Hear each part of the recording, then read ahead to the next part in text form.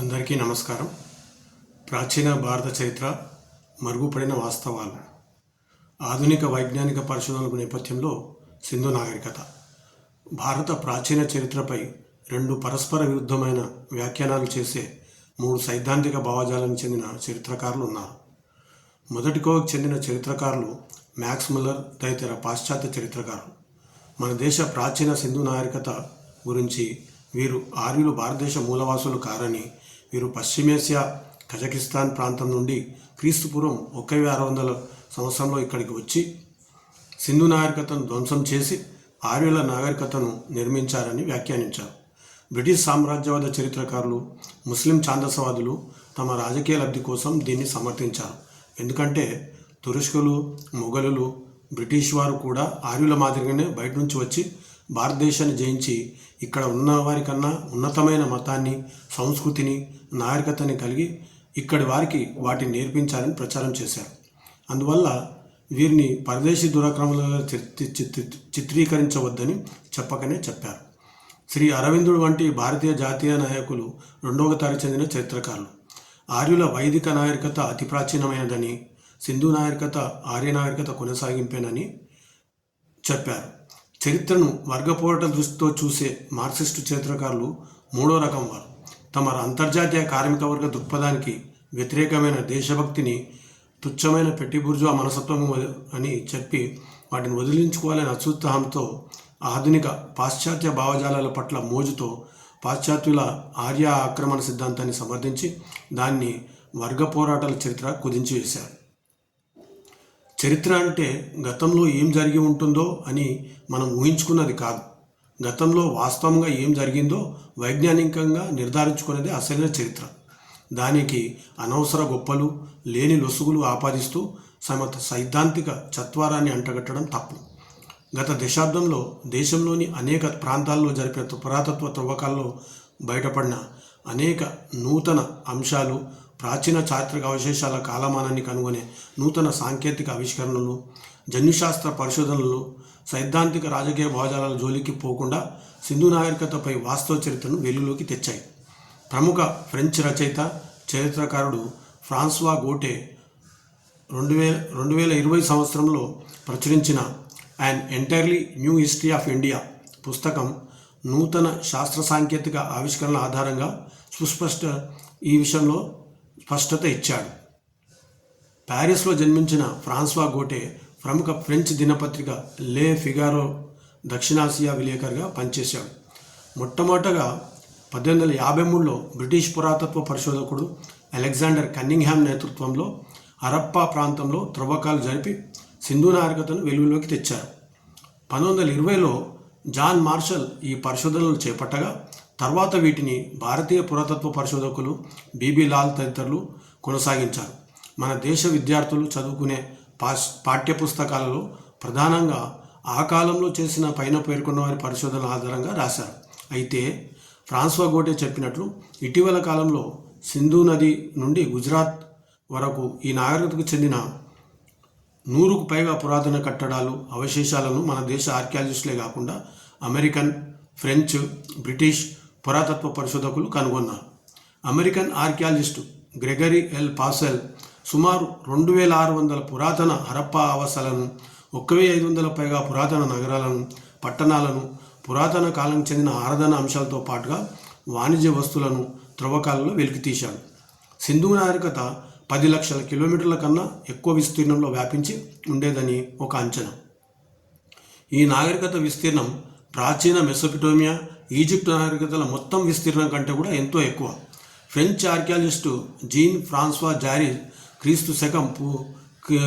క్రీస్తుకు పూర్వం 7000 సంవత్సర కాలానికి చెందిన హరప్పా ఆవాసాలను కనుగొన్నాడు.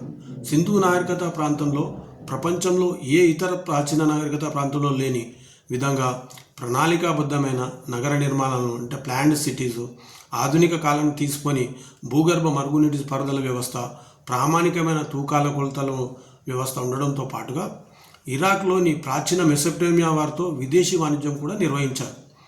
ఈ నాగరికత ప్రదేశ విస్తృతిని దృష్టిలో ఉంచుకొని దీనిని సింధు సరస్వతి నాగరికతగా పిలవడం సమంజసమని సింధు నాగరికతపై నిపుణుడైన ప్రముఖ పాకిస్తాన్ ఆర్కియాలజిస్టు ప్రొఫెసర్ అహ్మద్ హసన్ డానీ ఇలా అన్నాడు. పంజాబ్ నుండి సింధు వరకు విస్తృతంగా వ్యాపించిన సింధు నాగరికత ఆవాసాలను చూస్తే దీనికి సింధు నాగరికత పేరు పెట్టడంపై సందేహాలు కలగక మానం. ప్రాచీన కాలంలో సరస్వతి నది, సింధు నదులు సుమారు 300 కిలోమీటర్ల సమీపంలో ప్రవహించేవి. ఇప్పుడు మనం సింధు సరస్వతి నాగరికత పిలిచే సింధు నాగరికత ప్రస్తుత హర్యానా, రాజస్థాన్ వరకు విస్తరించి ఉన్నదని చెప్పాడు. వేదాలు, పురాణాలే కాకుండా మహాభారతాది ఇతిహాసాలలో సైతం సరస్వతి నది ప్రస్తావన ఉండడంతో పాటుగా అది తన ప్రవాహగతిని మార్చుకున్న వైనాన్ని వివరించిన అంశాలను చెబుతూ ఫ్రాన్స్వా గోటే ఆధునిక ఉపగ్రహ చిత్రాలు సైతం సరస్వతి నది పుట్టుక, దాని ప్రవాహగతులను, అది అంతరించిన విధానాన్ని రుజువు చేశాయని అంటాడు. క్రీస్తుపూర్వం 7000 సంవత్సరాల నుండి క్రీస్తుపూర్వం 1500 సంవత్సరాల నాటి సింధు సరస్వతి నాగరికతలోని పశుపతి అంటే శివుని ముద్రికలు, మాతృమూర్తులు, యోని పూజలు, స్వస్తిక ముద్రలు, యోగాసనాల ముద్రలు, అగ్నిగుండాల అవశేషాలు, యజ్ఞాల అవశేషాలు పరిశీలిస్తే ఇప్పటికీ మన దేశంలో అవిచ్ఛిన్నంగా కొనసాగుతున్న హిందూ పూజా విధానాలు గుర్తుకు వస్తాయి. ఆనాడు వాడుకలో ఉన్న స్త్రీలు గాజులు ధరించే పద్ధతి, నుదుటిన సింధూరం దిద్దుకునే పద్ధతి, గౌరవ సూచకంగా చేతులు జోడించి నమస్కరించే పద్ధతితో పాటుగా చదరంగం, వైకుంఠపాలి వంటి ఆటలు ఈనాటికి భారతదేశంలో ప్రాచుర్యంలో ఉన్నాయి. అందుకే మొహంజదారో ఆర్కియాలజీ నిపుణుడు మార్షల్ హరప్పా మొహంజదారో వాసుల సంస్కృతి సాంప్రదాయాలు ఈనాడు దేశంలో హిందువులు విస్తృతంగా పాటించే సాంప్రదాయాల కంటే భిన్నమైనవి కావని వ్యాఖ్యానించాడు. ఆర్యుల ఆక్రమణ మిథ్య. భారత ప్రాచీన చరిత్రను, తాత్విక సంస్కృతులను అధ్యయనం చేసిన స్వామి వివేకానందుడు, శ్రీ అరబిందుడు, భారత రాజ్యాంగ నిర్మాత డాక్టర్ బిఆర్ అంబేద్కర్ ఆర్యులు మధ్యాసియా నుండి వచ్చి హరప్పా మొహంజదారో వాసులపై ఆక్రమణ చేసి వారి నాగరికతను ధ్వంసం చేశారనే వాదనను ఖండించారని ఫ్రాన్స్వా గోటే స్పష్టం చేశాడు. అలాగే వేదాలలో కానీ, ఉపనిషత్తులలో కానీ, పురాణాలలో కానీ, భాగవతాది ఇతిహాసాలలో కానీ, మరే ఇతర ప్రాచీన భారతీయ సాహిత్యంలో ఆర్యుల ఆక్రమణ ప్రస్తావన లేదు. ఆర్యుల ఆక్రమణ సిద్ధాంతం మిథ్య అంటూ అమెరికన్ ఆర్కియాలజీ నిపుణుడు జార్జ్ ఎఫ్ డేల్స్ మొహంజదారో నాగరికత అంత్యదశలో సైతం ఎక్కడ విధ్వంసం కానీ, యుద్ధాలు కానీ జరిగిన ఆనవాలు లేవు. హరప్పా మొహంజదారోలో విస్తృతమైన తవ్వకాలు జరిపినప్పటికీ ఎక్కడా సైనికులు వాడే ఆయుధాలు కానీ, ఆయుధ గిడ్డంగులు కానీ, సైనికులు ధరించే కవచాలు కానీ, యుద్ధంలో మరణించాలని భావించే వారి అస్థిపంజరాలు కానీ, కనీసం మంటల వల్ల నాశనమైన కట్టడాలు కానీ కనిపించలేవు. అందువల్ల ఈ ప్రాంతంలో ఆర్యులు దురాక్రమణ చేసి వారి నాగరికతను ధ్వంసం చేశారని చెప్పడానికి ఎలాంటి ఆధారాలు లేవని స్పష్టంగా చెప్పాడు. ఫ్రెంచ్ ఆర్కియాలజిస్టు జీన్ మ్యారీ కాసాల్ ఆర్యుల ఆక్రమణ సిద్ధాంతాన్ని ఖండిస్తూ ఆర్కియాలజీ ప్రకారం ప్రత్యేక ఆర్య జాతి విడిగా ఉండదని చెప్పడానికి తార్కాణాలు లేవు.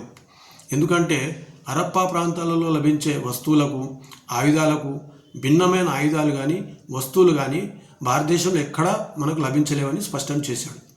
మొహంజదారో తవ్వకాలలో లభించిన అస్థికల జన్యు పరిశోధన చేసిన ప్రముఖ మానవ విజ్ఞాన శాస్త్రవేత్త ఆంథ్రోపాలజిస్టు ఎస్ఆర్ వాలిన్ నూతన జన్యు పరిశోధనలు కూడా ఆర్య సింధు నాగరికుల మధ్య ఎలాంటి జన్యుపరమైన తేడాలు లేవని రుజువు చేశాయని చెబుతూ అలనాటి హరప్పా వాసులకు ప్రస్తుతం ఆ ప్రాంతంలో నివసించే ప్రజల జన్యు వారసత్వం అవిచ్ఛిన్నంగా కొనసాగుతుందని స్పష్టం చేశాడు.